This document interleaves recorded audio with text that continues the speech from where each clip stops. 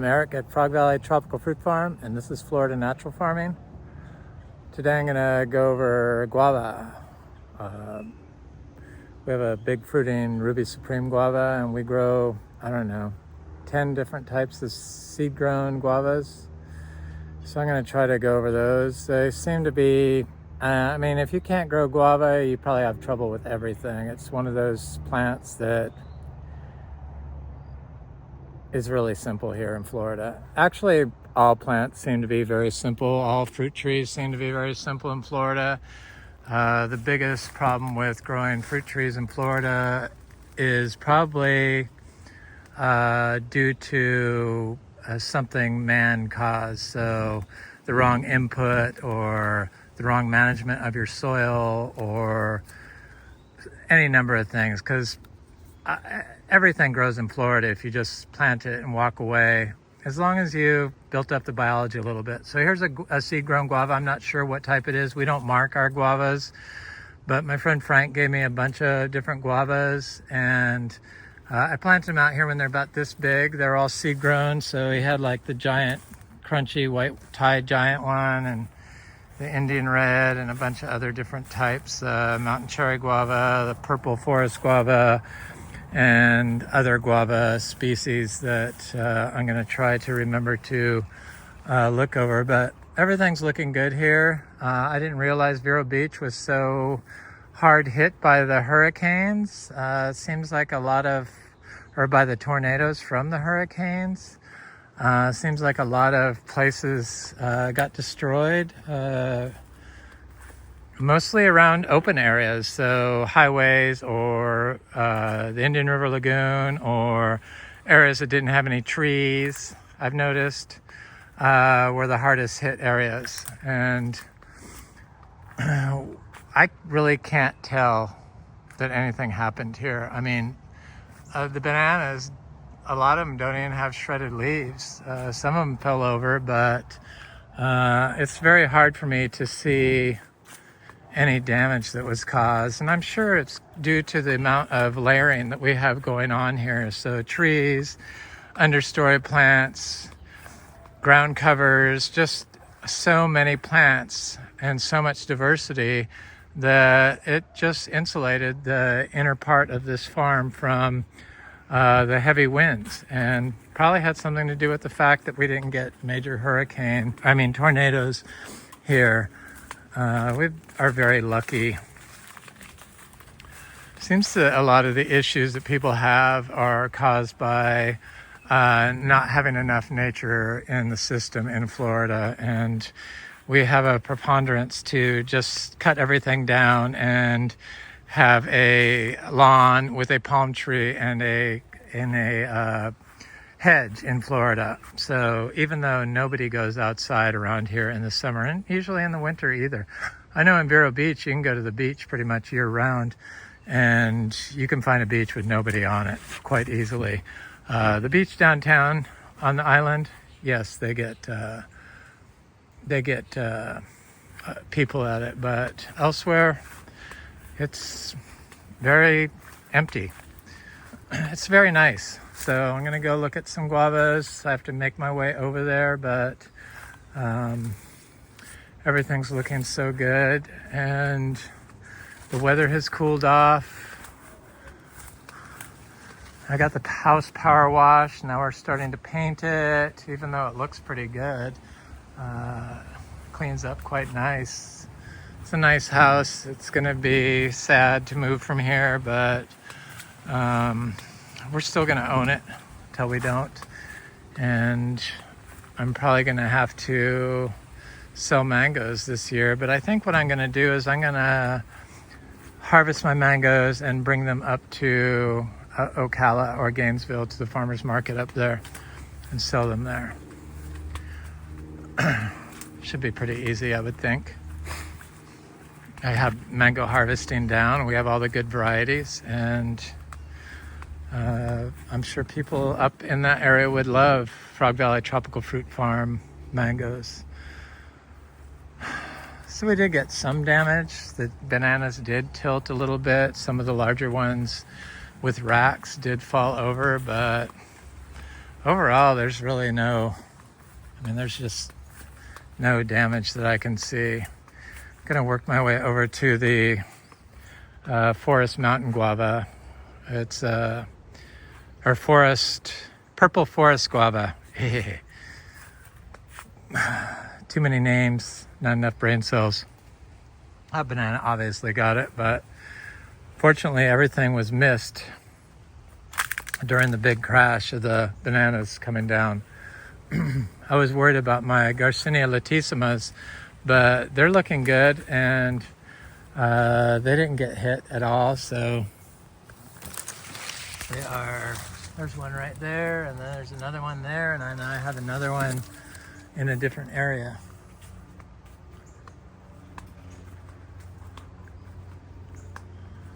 Been slowly trimming stuff back as my electric hedge trimmer will allow. Unfortunately, that battery is getting elderly, and it just doesn't last any very long. So maintenance here is very easy. It's just mowing this path, mowing the edges, and doing the hedge trimmer. It took me about an hour to clean up after the hurricane, and that included chopping an oak limb off the trail that fell back. So very simple maintenance for this, and you really don't need to know anything. That's why hopefully the right person will buy this. There's been some interest of people that don't have the money that would like me to, more than one, that would like me to split off acreage, but the value in this is that it's a large lot, and you could build basically 2 houses and 2 guest houses on it, which adds a significant value. And you can only divide it into 5-acre lots, or 4.77 acre and a 5-acre lot, whatever it would be. You can't divide it any smaller, though in November they are changing the zoning, so it might change. But I would never subdivide this into small lots, even if we could. It's too nice as one giant parcel, but we can't do it, so it doesn't matter. So over here I have my blue lily pilly that got drought damage last year, but it's come back very strong. My friend Frank fruited this year, but it looked like it had purple flowers, and I thought they were supposed to be blue, and then he never mentioned if it was any good. So I'm assuming that it wasn't any good because he never told me anything about it. I'm gonna have to ask him when I see him Saturday, because his son and him are coming over or one of his sons is coming over to get guavas because they love guavas. I love guavas too. So here's the cherry mountain guava, or purple forest guava, and it looks very, very healthy. And I haven't tasted this. This thing has not fruited yet. This was from Frank. I do try to keep the vines off of it.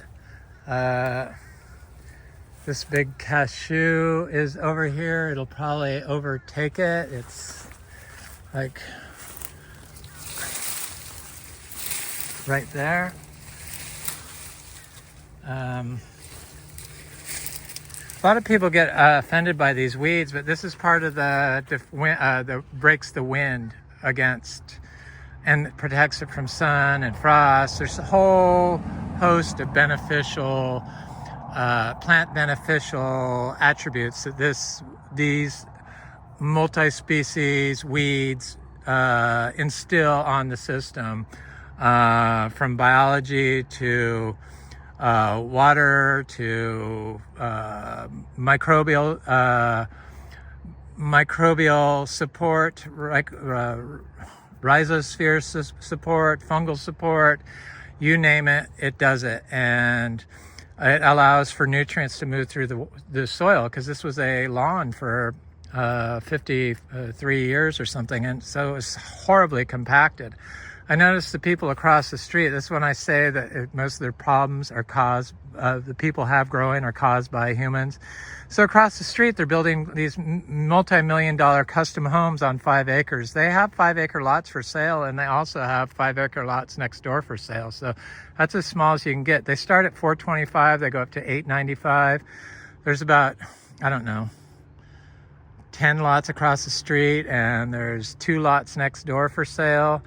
But the cheapest one's $425,000. There's no trees on it. They mow, so it's horribly compacted.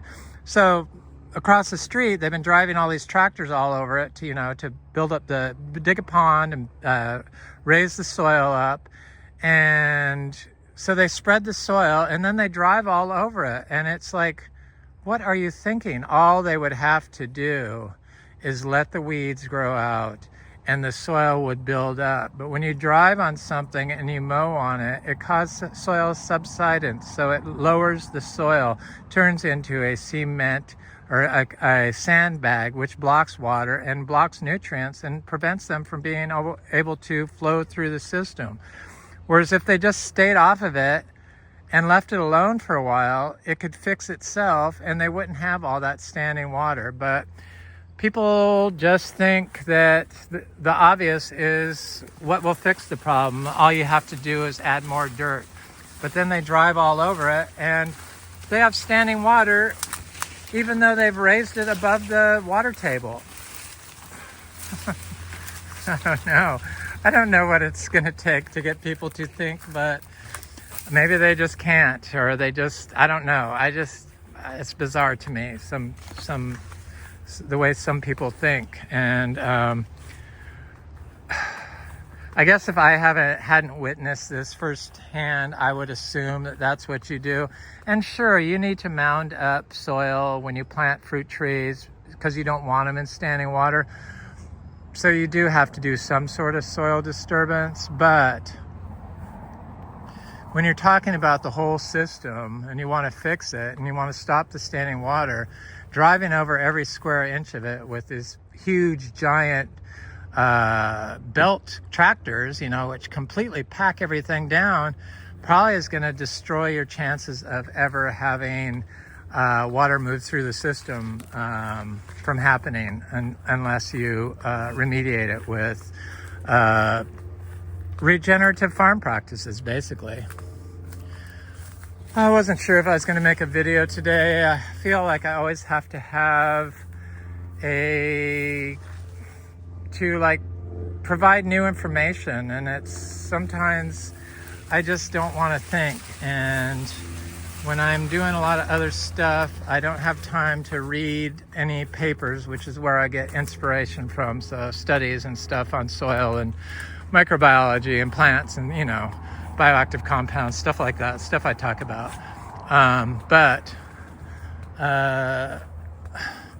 I felt motivated to make a video today, so I'm doing it. I'm not sure how many more videos I'm actually going to make of this farm consistently, so I feel like I need to get some more out before the videos on Frog Valley Farm slow down. I'm still going to make them until we sell this. We have not sold it, and we imagine it's not going to sell until we provide pictures for people to see of the house, but we're not ready to do that. We want to get it staged. It's full of boxes. It's right in the middle of being painted, and it's just a mess. So we really didn't want a lot of people. I'm just looking at this Garcinia madruno, and it's just doing a super huge bloom everywhere.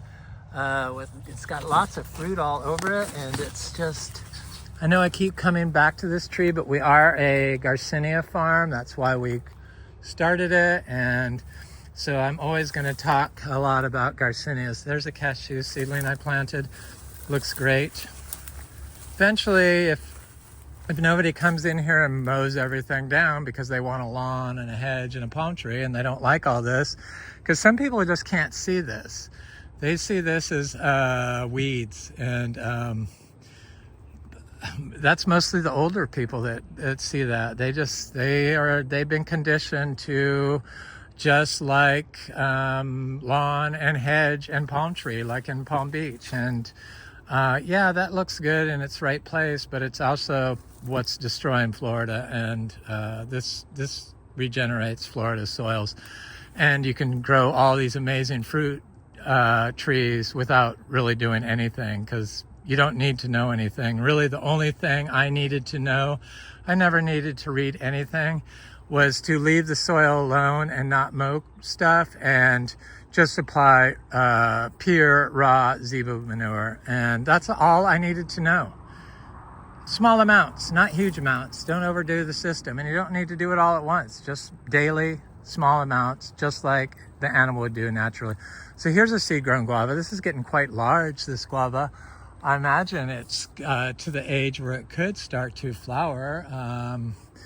It's a seed-grown. I'm not sure what it is. There's a ginberry over there, and here's a sapodilla over here. We have so much fruit, so many fruit trees here that it's just mind-boggling. This is a Gary mango. Gary mango was top tier this year. I love Gary mangoes, and so I'm glad that I've shared so many seeds and fruit with people, so that hopefully they will reciprocate and give me fruit, or at least sell me fruit of my favorite mangoes when this place is a memory to me. And what a great memory I have of it. Hopefully it'll stay here, and somebody will really reap the rewards of all the 9 years of constant stroking I did to get this to get to this point, because I planted everything here except for, you know, the pine tree and the palm tree, big oak trees, and the weeds. I didn't plant any of the ground cover except for like the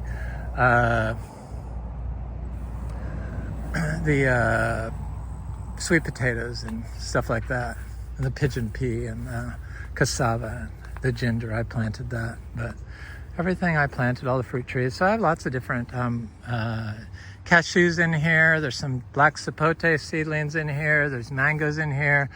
Those are my sugar apples I went over last video a little bit. And here's some bananas. Look at these bananas, didn't even get shredded. I just find that truly astonishing how resilient it is. Sure, if I had a tiny postage size yard, it wouldn't have the same effect, a buffering effect, as this whole 7 acres of food forest that we have planted here. There's 10 acres, 9.77 acres total. And we are trying to sell this place. It's listed for $2.25 million. Crazy, way out of my price point, but that's the way the state of Vero Beach real estate and Florida real estate in general. I'm trying to look for guavas, because I know I have some guavas around here, but I'm rambling and not really paying attention to the guavas. But it's hard to see little guava trees when you walk along here. I think the drought last spring did kill some of my smaller guava trees, because I have not seen as many of them. The sapodillas, the Hasia sapodilla is looking good. I wonder why it doesn't have any fruit on it, but it will. Sapodillas produce so much fruit.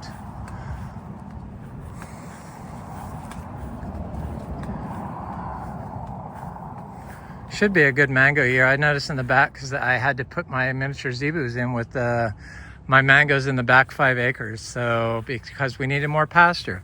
I noticed that the miniature zebus are eating the eating the mangoes tree leaves, the smaller ones, the seed-grown trees. They haven't touched the larger ones, so next week we're going to move them out of here. In like a week and a day, or a week and 2 days. So I think.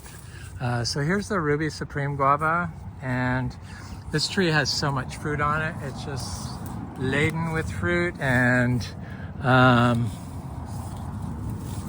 there's no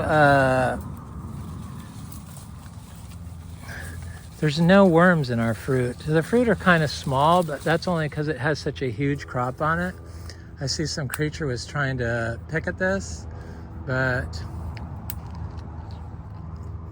they're really good, delicious. There's a achachiro tree growing right next to it.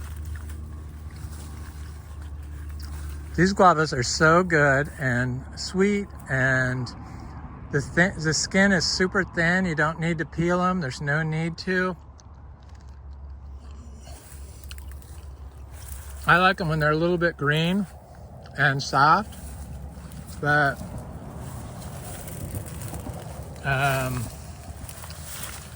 you can get them, there's frogs on this one. You can get them a little more ripe like this one. And just look at all these guavas. This tree actually took, this tree has never been watered. And we don't water stuff here. We just let everything grow naturally. And everything thrives. But we had focused on the soil that, I talked about earlier. So we did manage everything for microbial life in the soil, and then we add nutrients in the form of fresh raw cow manure. We used to be biodynamic, and I'd apply all the biodynamic preps. I don't think that's necessary. Nothing against biodynamic. I love their inspiration they provide to people, but I haven't been able to tell a difference. This place thrives with the application of raw manure. Raw cow manure does not burn plants. So here's another guava, seed-growing guava, growing next to this banana, and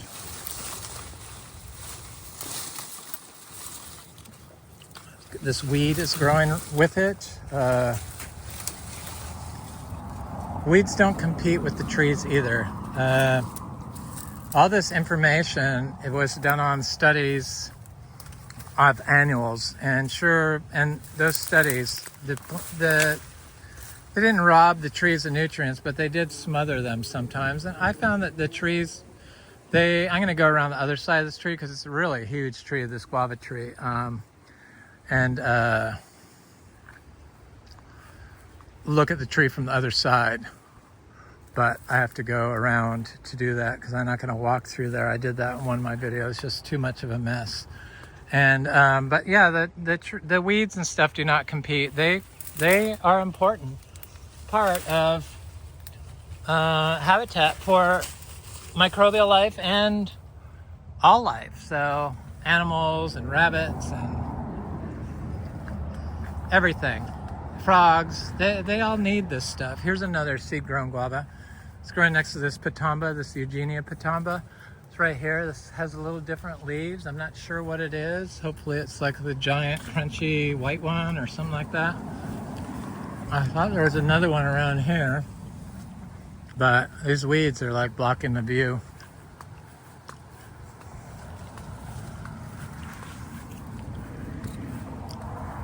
It's amazing to have this place that has all this fruit and you don't even have to do anything. And I didn't even get stressed out from the hurricane. Of course, I was out of town, Palm Springs, California, thank you. And that helped, but I just knew it would be okay.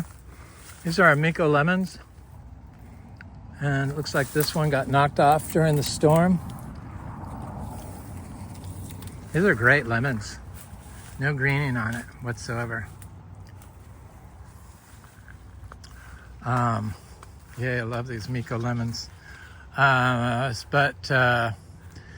so zero stress. You don't even need to know anything. You just have to basically manage it. And, sure, if a limb falls on a tree, you want to get your chainsaw out and cut it back, but that happens so rarely. And we don't have to do chop and drop because we have this perennial weedy cover that continuously feeds the soil. So it's like you don't even have to do chop and drop at this point. It's just a self-sustaining system. So this is I think Cherry Mountain Guava is what it's called. It's like a giant Cattleya guava. I'm not crazy about Cattleya guavas because I don't like the seeds and I like the flavor of them, but they seem to be very prone to worms. But this is the Cherry Mountain Guava. It has not flowered yet. I was hoping it would flower, but it hasn't done it yet. And it's supposed to be a nice guava from India, I believe. Hindustan.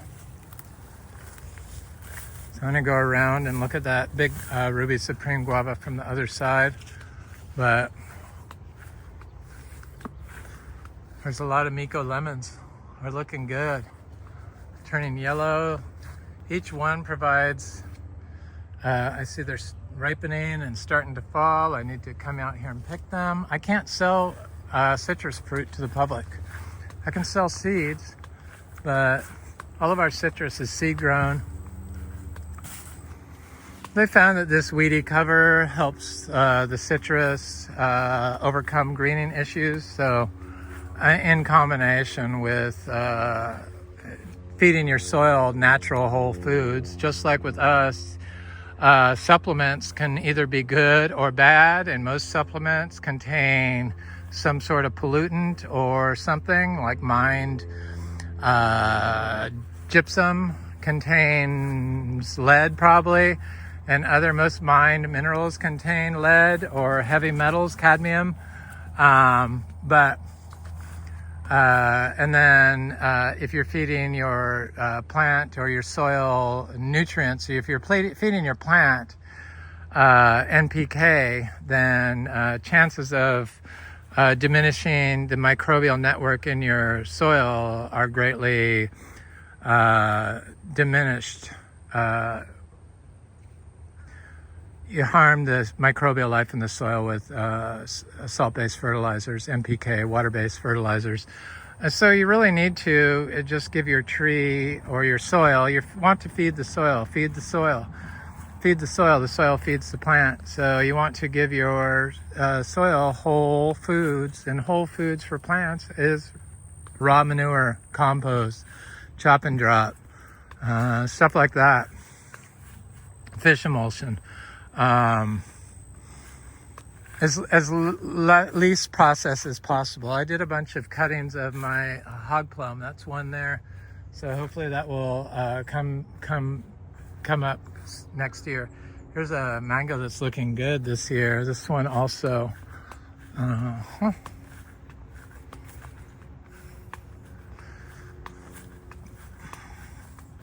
Yeah, Whole Foods. Basically all we do is apply, which we're going to stop. I don't even think we have to do anything anymore. I mean, our soil is so freaking good now. It's just crazy. We just have to apply, or we have been applying a little coastal Bermuda hay. Hay is a whole food for your soil, and it's easily digestible by the soil. So some stuff isn't quite easily as digestible, like wood chips are not as easily digestible as wood shavings. So I would definitely use wood shavings over wood chips, and I would use them in moderation. All biological inputs need to be used in moderation. A little is good, a lot is not. Even with manure, even with hay.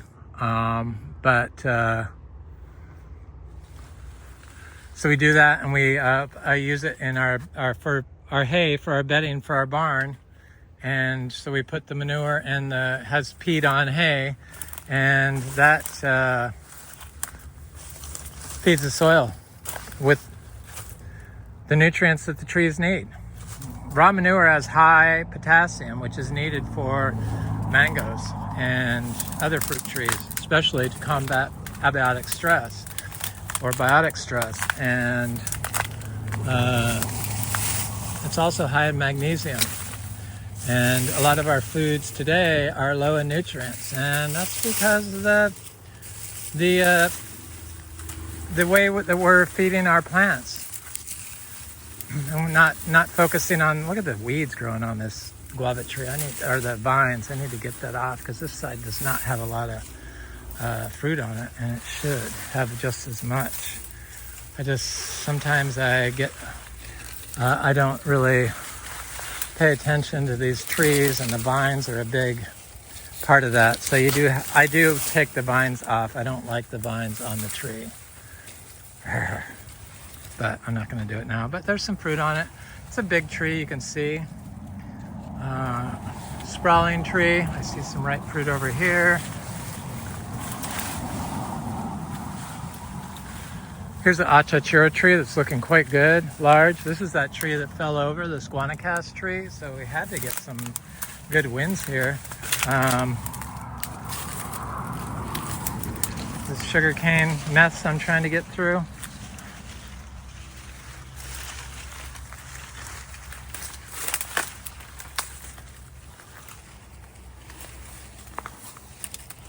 I just want to taste this and show you that there's no worms in it. They're so good.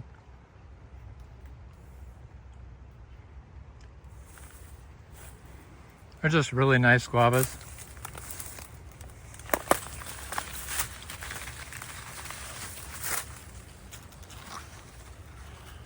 Yep. Worm-free guavas. Gotta love it. Anyway, that was my video du jour. I'm Eric at Frog Valley Tropical Fruit Farm, and this is Florida Natural Farming. Please like, share, and subscribe, and leave a comment. This is one of the countdown of the last videos that I consistently do here. I'm gonna transfer up to our other spot up by Ocala, and I think I'm gonna start making a vegetable garden inside the sand riding arena. So I've been trying to figure out what I'm going to do, and I've always grown vegetables, but this year I didn't do vegetables. I like to dry farm our vegetables, so I think that's what I'm gonna do. But I don't know. Who knows if I'll be able to continue on making videos. But I imagine I will. Anyway, have an excellent day. Please like, share, and subscribe, and leave a comment, a nice comment. I usually like hearing from people. Thanks again for watching. This is Eric at Frog Valley Tropical Fruit Farm.